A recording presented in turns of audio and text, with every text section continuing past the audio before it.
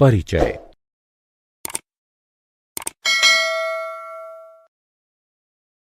छात्रों, क्या आप बता सकते हैं कि यह कौन सा समीकरण है?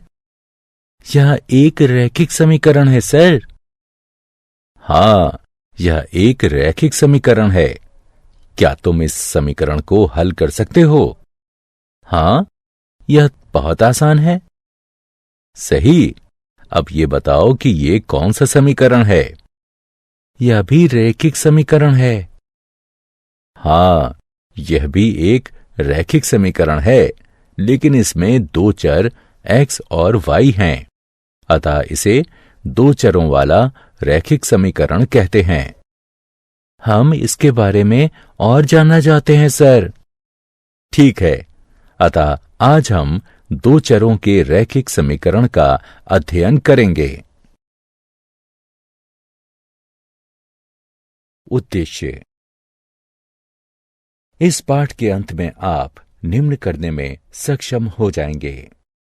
दो चरों के रैखिक समीकरण को परिभाषित करना, दो चरों के रैखिक समीकरण को हल करना, दिए गए समीकरण के लिए विभिन्न हल ज्ञात करना, दो चरों वाले रैखिक समीकरण के आलेख बनाना, दिए गए समीकरण का संख्या रेखा और कार्तीय तल में निरूपण करना। रैखिक समीकरण। हम जानते हैं कि एक सरल रैखिक समीकरण दो बीजीय व्यंजकों के बीच साम्य होता है। इन व्यंजकों में एक अज्ञात मान होता है, जिसे चर कहते हैं। किसी समीकरण के दोनों पक्षों को दायां पक्ष और बायां पक्ष कहते हैं। इस समीकरण को देखिए। इस समीकरण का हल या मूल है ऋण 5/2। आइए देखें कि यह संख्या रेखा पर कहां निरूपित होता है। ये यहां है। किसी रैखिक समीकरण को हल करने के लिए बिंदु। किसी समीकरण को हल करते समय आपको इन बिंदुओं को ध्यान में रखना चाहिए। किसी रैखिक समीकरण का हल प्रभावित नहीं होता जब समीकरण के दोनों पक्षों में समान संख्या जोड़ी या घटाई जाए। आप समीकरण के दोनों पक्षों में समान गैर शून्य संख्या से गुणन या विभाजन करें। दो चरों वाले रैखिक समीकरण। किसी रैखिक समीकरण में एक से ज्यादा चर हो सकते हैं। यहां हम दो चरों वाले रैखिक समीकरण के बारे में अध्ययन करेंगे।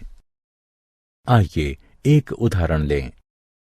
राहुल ने हिंदी और अंग्रेजी में कुल मिलाकर 75 अंक प्राप्त किए। अब इस सूचना को हम किस प्रकार समीकरण के रूप में व्यक्त कर सकते हैं? यहां आप देख सकते हैं कि किसी भी विषय का अंक नहीं ज्ञात है, जो कि दो अज्ञात मान मात्राएं हैं। आइए इन्हें व्यक्त करने के लिए x और y का प्रयोग करें। अतः हिंदी में प्राप्त अंक x है और अंग्रेजी में प्राप्त अंक y है। इसलिए x जमा y बराबर 75 वांछित समीकरण है। यह दो चरों वाले रैखिक समीकरण का उदाहरण है। दो चरों वाले रैखिक समीकरण के कुछ अन्य उदाहरण हैं। 1.2 s जमा 3t बराबर 5, p जमा 4q बराबर 7 और 3 बराबर 2x घटा 7y। इन समीकरणों को हम निम्न रूपों में क्रमशः व्यक्त कर सकते हैं। 1.2 s जमा 3t घटा 5 बराबर 0, p जमा 4q घटा 7 बराबर 0 और 2x घटा 7y घटा 3 बराबर 0। अतः कोई भी समीकरण जिसे ax जमा by जमा c बराबर 0 के रूप में व्यक्त किया जा सकता है, जहां a, b और c वास्तविक संख्याएं हों तथा ए और बी दोनों शून्य ना हों। दो चरों वाला रैखिक समीकरण कहा जाता है। उदाहरण, आइए अब इन समीकरणों को ax जमा by जमा c बराबर 0 के रूप में लिखें। पहले समीकरण को 2x जमा 3y घटा 4.37 बराबर 0 के रूप में लिखा जा सकता है। यहाँ a बराबर 2, b बराबर 3 और c बराबर घटा 4.37 है। दूसरे समीकरण को x घटा 3y घटा 4 बराबर 0 के रूप में लिखा जा सकता है। यहाँ a बराबर 1, b बराबर घटा 3 और c बराबर घटा 4 है। अब इस समीकरण को देखिए। इस समीकरण को हम दो चरों में लिखेंगे। इसे इस प्रकार लिख सकते हैं, 1x जमा 0y बराबर घटा 5 या 1x जमा 0y जमा 5 बराबर 0।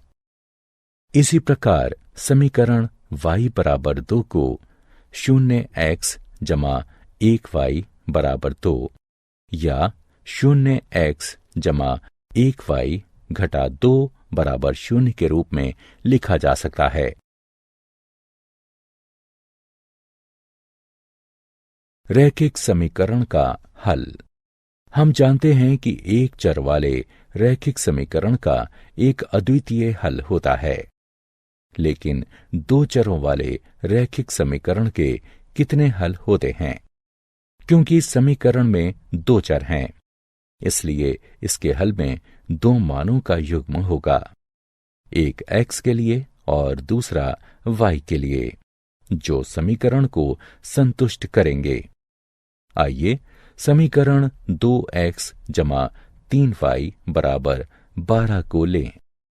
यहाँ x बराबर 3 और y बराबर 2 हल है, क्योंकि जब आप उपरोक्त समीकरण में x बराबर 3 और y बराबर 2 रखते हैं तो आप उत्तर में 12 प्राप्त करते हैं। इस हल को 3, 2 के रूप में भी लिख सकते हैं, क्योंकि यहाँ x का मान 3 है और y का मान 2 है। इसी प्रकार 0, 4 भी इस समीकरण के लिए एक हल है, क्योंकि जब आप समीकरण में x बराबर 0 और y बराबर 4 रखते हैं तो आप उत्तर के रूप में 12 प्राप्त करते हैं।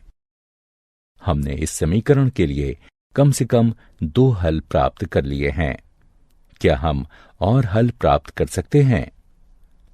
क्या 6 शून्य भी इसी समीकरण का हल है? जी हां, 6 शून्य भी इसी समीकरण का हल है, क्योंकि जब हम समीकरण में x बराबर 6 और y बराबर 0 रखते हैं तो हमें उत्तर के रूप में 12 प्राप्त होता है। इसी प्रकार इस एक समीकरण के लिए अन्य कई हल प्राप्त किए जा सकते हैं और दो चरों वाले रैखिक समीकरण के विभिन्न हलों का कोई अंत नहीं है। इसलिए हम कह सकते हैं कि दो चरों वाले रैखिक समीकरण के अपरिमित रूप से अनेक हल होते हैं।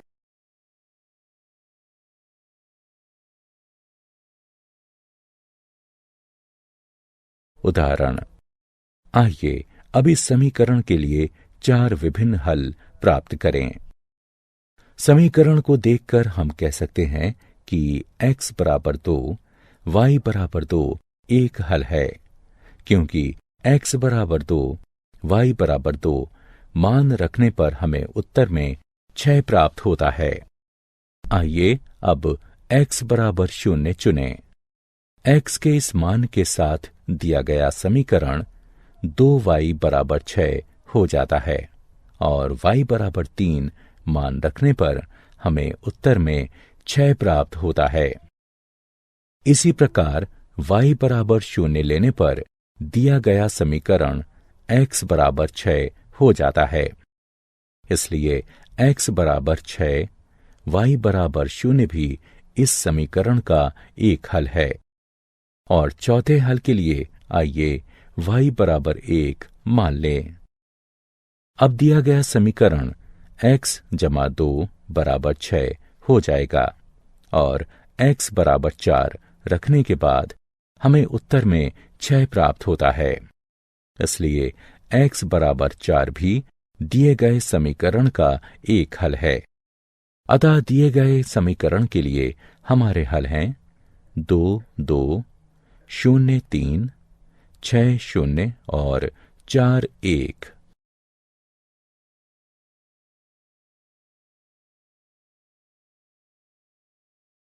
दो चरों वाले रैखिक समीकरण का आलेख। आइए अब दो चरों वाले रैखिक समीकरण के ज्यामितीय निरूपण को देखें। इस सारणी को देखें। इस दिए गए समीकरण का हल इस सारणी के रूप में दिया गया है। ये x के मान हैं और ये y के मान हैं। आइए अब इन बिंदुओं को आलेख कागज यानी ग्राफ पेपर पर आलेखित करें। आइए पहले x बराबर 0 और y बराबर 3 मान लें। यह वह बिंदु है जिसे हमने प्राप्त किया है। इसी प्रकार इन मानों को प्रयोग करते हुए आलेख में अन्य बिंदुओं को चिन्हित कीजिए। अब इनमें से किन्हीं दो बिंदुओं को मिला दीजिए और एक रेखा प्राप्त कीजिए। आइए 0, 3 और 4, 1 को मिलाएं। इसे रेखा AB कहेंगे। हम देख सकते हैं कि दो अन्य बिंदु 2, 2 और 6, 0 भी इसी रेखा AB पर स्थित हैं। अब इस रेखा पर एक अन्य बिंदु लीजिए। आइए बिंदु 8 घटा 1 लें। क्या ये इस समीकरण का एक हल है? जी हाँ, ये एक हल है, क्योंकि x बराबर 8 और y बराबर घटा 1 मान रखने पर हमें उत्तर में 6 प्राप्त होता है। इसलिए 8 घटा 1 एक हल है। दो चरों वाले रैखिक समीकरण का आलेख 2। हमने अपनी पिछली स्क्रीन में क्या देखा? हमने देखा कि प्रत्येक बिंदु जिसके निर्देशांक दिए गए समीकरण को संतुष्ट करते हैं, वह रेखा AB पर स्थित है। रेखा AB पर स्थित प्रत्येक बिंदु इस समीकरण का हल है। अतः हम यह निष्कर्ष निकाल सकते हैं कि रेखा पर स्थित प्रत्येक बिंदु रेखा के समीकरण को संतुष्ट करता है और समीकरण का प्रत्येक हल रेखा पर स्थित एक बिंदु होता है। इसे रैखिक समीकरण का आलेख कहते हैं। अतः दो चरों वाले रैखिक समीकरण का आलेख प्राप्त करने के लिए दो हलों के संगत दो बिंदु आलेखित करना और उन्हें एक रेखा से मिला देना पर्याप्त होता है। उदाहरण। आइए अब एक उदाहरण देखें। बिंदु 1, 2 को लें। अब हम उस रेखा का समीकरण ज्ञात करेंगे जिस पर यह बिंदु स्थित है। क्योंकि 1, 2 रैखिक समीकरण का हल है, इसलिए हम 1, 2 से होकर जाने वाली कोई भी रेखा को प्राप्त करेंगे। ऐसे रैखिक समीकरण का एक उदाहरण x जमा y बराबर 3 है, क्योंकि जब हम x बराबर 1 और y बराबर 2 मान रखते हैं तो हमें उत्तर में 3 प्राप्त होता है। अन्य उदाहरण है y घटा x बराबर 1, y बराबर 2x।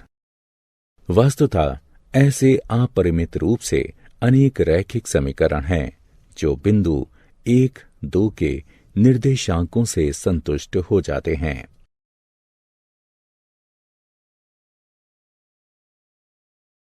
आलेख का आलेखन। आइए समीकरण x जमा y बराबर 7 के आलेख का आलेखन करें। हम जानते हैं कि आलेख के आलेखन के लिए हमें समीकरण के कम से कम 2 हल चाहिए। अतः 2 हल हैं x बराबर 0, y बराबर 7 और x बराबर 7, y बराबर 0। हम इस सारणी का प्रयोग आलेख के आलेखन के लिए कर सकते हैं। ये x के मान हैं और ये y के मान हैं। x बराबर 0 और y बराबर 7 मान के लिए बिंदु ये हैं और x बराबर 7 और y बराबर 0 मान के लिए बिंदु ये हैं। अब इन दोनों बिंदुओं को मिला दीजिए। यह दिए गए समीकरण का वांछित आलेख है।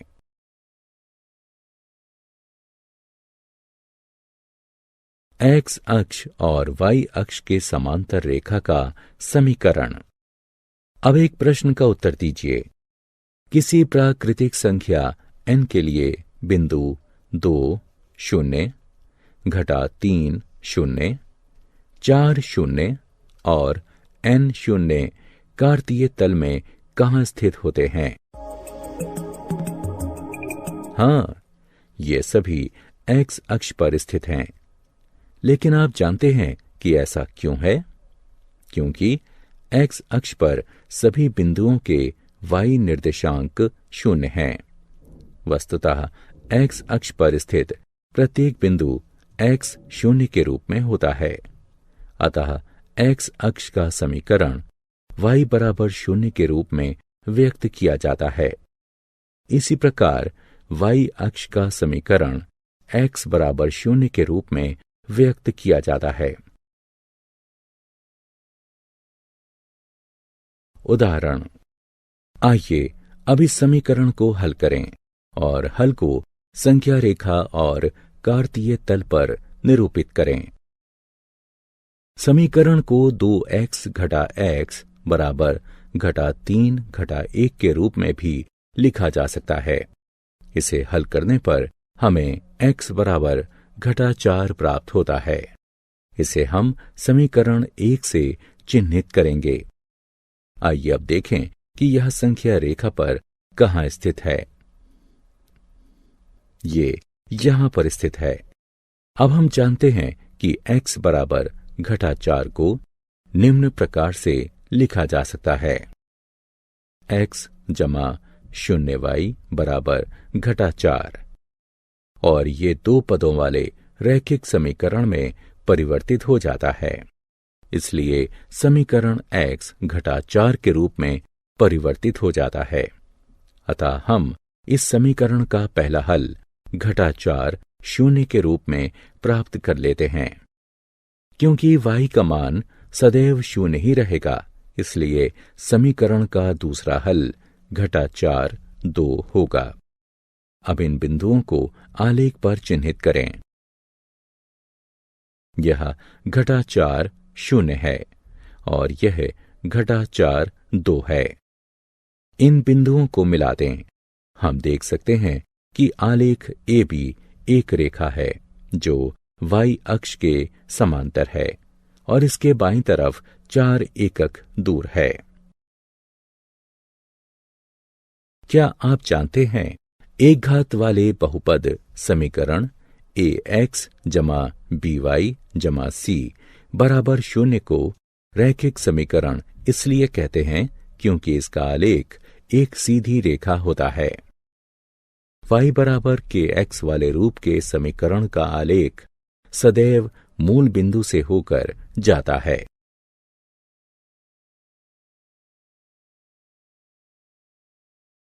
सारांश। आइए हमने जो कुछ सीखा है उसे संक्षेप में दोहराएं। कोई भी समीकरण जिसे ax जमा by जमा c बराबर 0 के रूप में व्यक्त किया जा सकता है, जहां a, b और c वास्तविक संख्याएं हों तथा a और b दोनों 0 न हों, 2 चरों वाला रैखिक समीकरण कहा जाता है। 2 चरों वाले रैखिक समीकरण के अपरिमित रूप से अनेक हल होते हैं। 2 चरों वाले प्रत्येक रैखिक समीकरण का आलेख एक सीधी रेखा होता है। एक्स अक्ष का समीकरण y बराबर 0 होता है और y अक्ष का समीकरण x बराबर 0 होता है। x बराबर a का आलेख एक सीधी रेखा होता है जो y अक्ष के समांतर होती है। y बराबर a का आलेख एक सीधी रेखा होता है जो x अक्ष के समांतर होती है। y बराबर mx वाले रूप का समीकरण एक रेखा को प्रदर्शित करता है जो सदैव मूल बिंदु से होकर गुजरती है। दो चरों के रैखिक समीकरण के आलेख पर स्थित प्रत्येक बिंदु रैखिक समीकरण का हल होता है। साथ ही रैखिक समीकरण का प्रत्येक हल रैखिक समीकरण के आलेख पर स्थित एक बिंदु होता है।